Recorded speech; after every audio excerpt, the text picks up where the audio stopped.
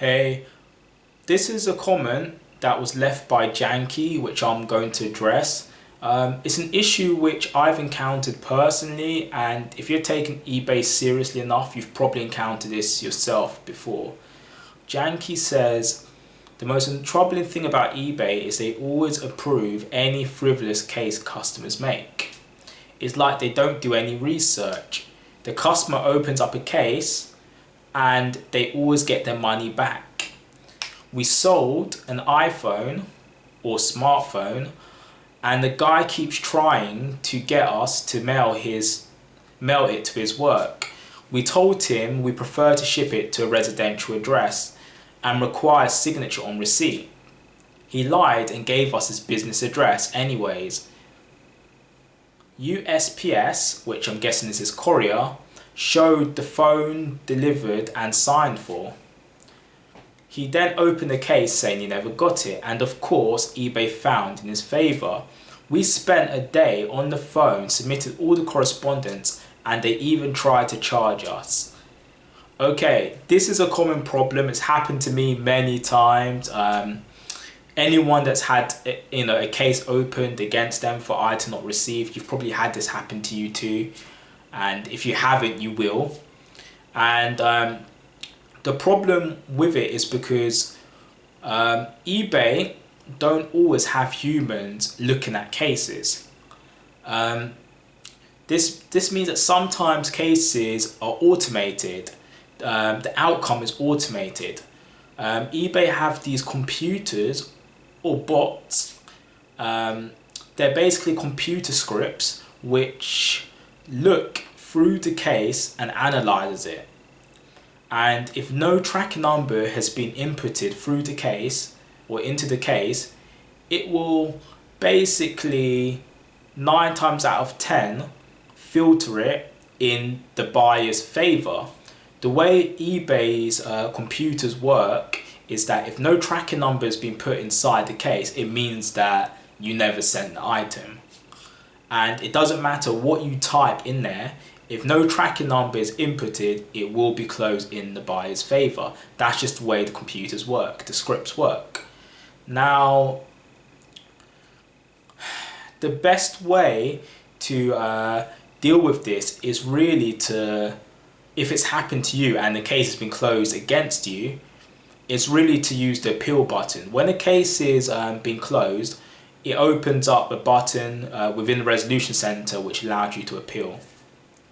And within that appeal process, you can add the tracking number. And I recommend also putting in a sentence or two, no longer than 3 sentences explaining the situation. Maybe a sentence or 2 or 3 saying, in very basic English, item sent on X date, item arrived on X date, according to tracking number XYZ. Here's the tracking number proving this. Then submit the case. Now, I'd also recommend that you go into your summary dashboard under the sold section. If you find the case within the sold section, there's a little area where you can also input the tracking number. Put it there too, whilst the case is being appealed. And I also recommend also when you log into your PayPal account, look for that particular transaction and put in the tracking number within your PayPal account too.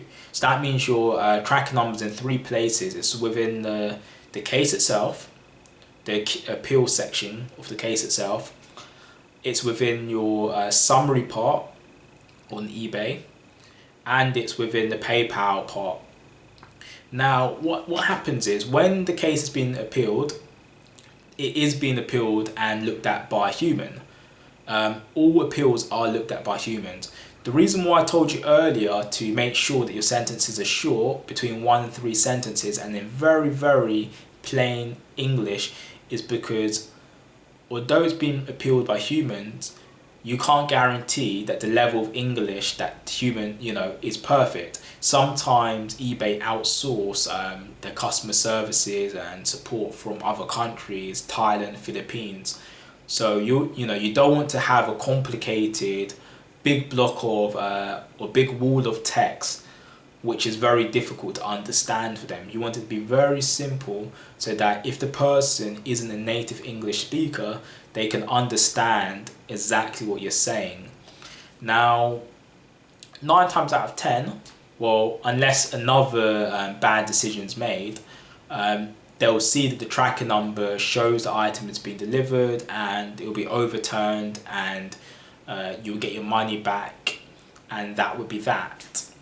But, you know, overall, analysing what happened to you, I think you did the right thing.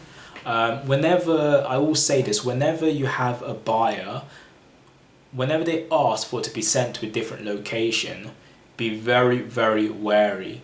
Always send to the address on the PayPal, confirmed address on the PayPal account, no matter what they say. Now, make sure, if they're insistent, make sure that it's always tracked too.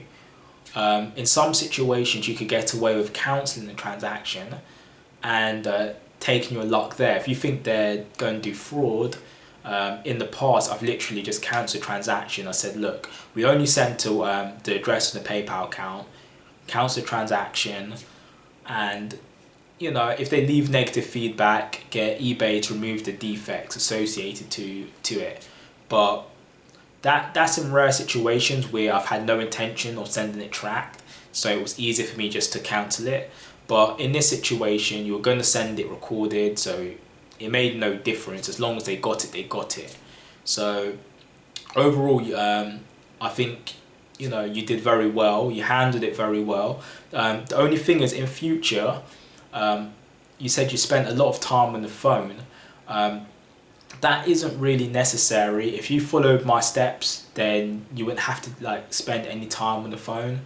And if you do opt to speak to somebody on the phone, ask to speak to the resolution team or escalation team. Usually the resolution team will pass you on to the escalation team, and after 8 days, or I think it's 3 days if it's a US case, they'll pass you through and they can manually escalate that case for you.